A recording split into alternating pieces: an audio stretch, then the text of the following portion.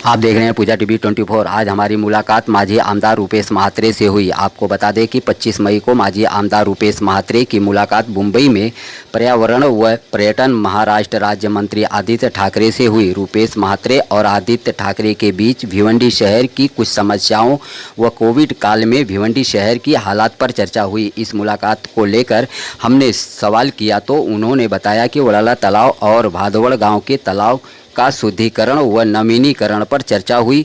साथ ही शहर में कोविड काल में वेंटिलेटर ऑक्सीजन की कमी को लेकर भी चर्चा हुई, जिसे सुनने के बाद जल्द पूरा करने का आश्वासन मंत्री आदित्य ठाकरे ने दिया। वहीं एक सवाल के जवाब में कहा कि शहर के जिम्मेदार लोगों से अनुरोध करता हूं कि ये वक्त राजकारण करने का नहीं है, बल्कि जनता के बीच जाकर जनता की समस्या दूर करने का समय है। इस खास मुलाकात के दौरान बातचीत में रूपेश दादा महात्रे ने क्या कहा, देखें इस विशेष रिपोर्ट।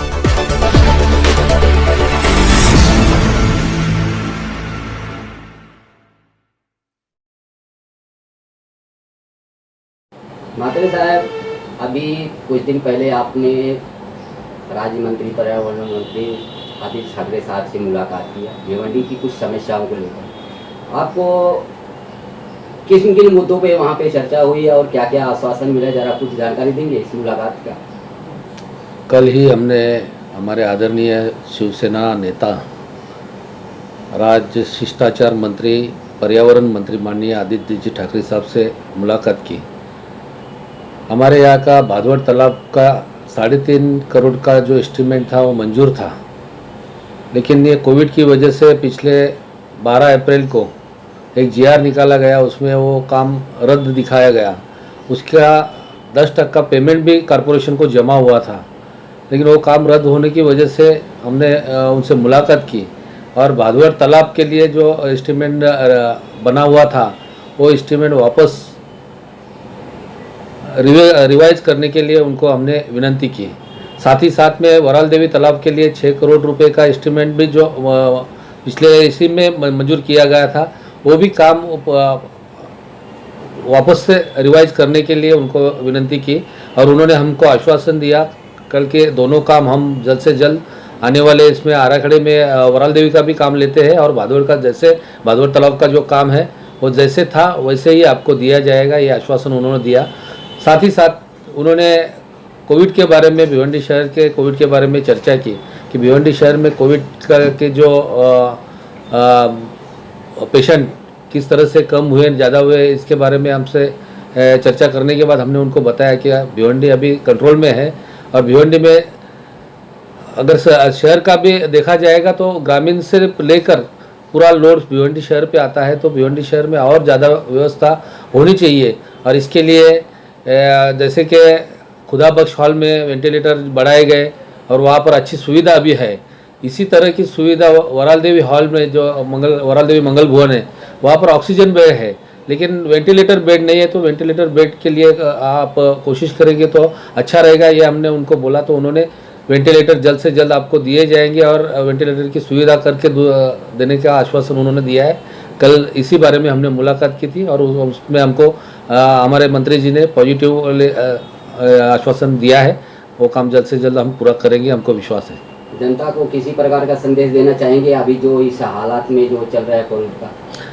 जनता को संदेश यही दूंगा कि देखिए, जान है तो जहान है। हमको अपनी सुरक्षा, अपने परिवार की सुरक्षा, अपने शहर की सुरक्षा करनी है। इसके लिए जो गाइडलाइंस अभी भी गवर्नमेंट ने दिया है उसका पालन करें। हमें मालूम है लॉकडाउन से बहुत तकलीफ है, क्योंकि भिवंडी कामगारों का शहर है, भिवंडी में काम करने वालों का शहर माना जाता है और यहाँ रोज़ काम करेंगे तो तभी हमारी ज़िंदगी सुकून से चल सकती है। लेकिन ये महामारी का कार्यकाल है, ये कहीं भिवंडी शहर में बढ़ना नहीं चाहिए। इसके लिए हम सबकी जिम्मेदारी बनती है, तो वो पालन करके हमारा जो जैसे भी काम चल रहा है वैसे काम चला ले। 31 तारीख के बाद गवर्नमेंट से अपने को अलग गाइडलाइंस आ जाएंगे, लॉकडाउन उठने की संभावना है और वो गवर्नमेंट उसका डिक्लेरेशन करेगी। हमारे माननीय मुख्यमंत्री जी बहुत अच्छा काम कर रहे हैं, उन्होंने इस कोरोना के महामारी के कार्यकाल में भी लोगों को इतना अच्छा सहकार्य दिया है और इस तरह से स्टेट को संभाला है। वो निश्चित रूप से सबकी परवाह करते हुए, मैंने पिछली बार भी बोला है कि जैसे कि रिक्शा वालों को की सोच रखे, कामगारों की सोच रखे, सभी की सोच रखकर लॉकडाउन करने से पहले पैकेज का ये किया था, उसी तरह से आने वाले समय में भी अच्छा काम उनके माध्यम से होगा, यह हमें विश्वास है। मैं लोगों को इतना ही कहूँगा कि आप सुरक्षित रहो।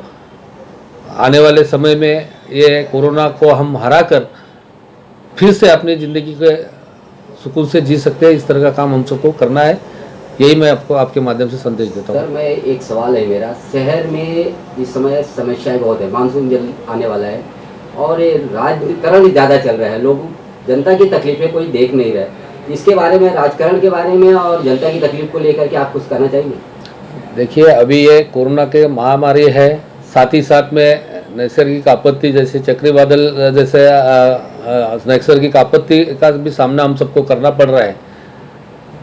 ये समय ऐसा है कि इसमें हम एक दूसरे को साथ में लेकर काम करें, लोगों को सुविधा करके दे, ये काम करना चाहिए। राजकारण जिनको करना है वो करे, लेकिन मैं सबको विनती यही करूँगा कि इस समय राजकारण करने का ये वक्त नहीं है।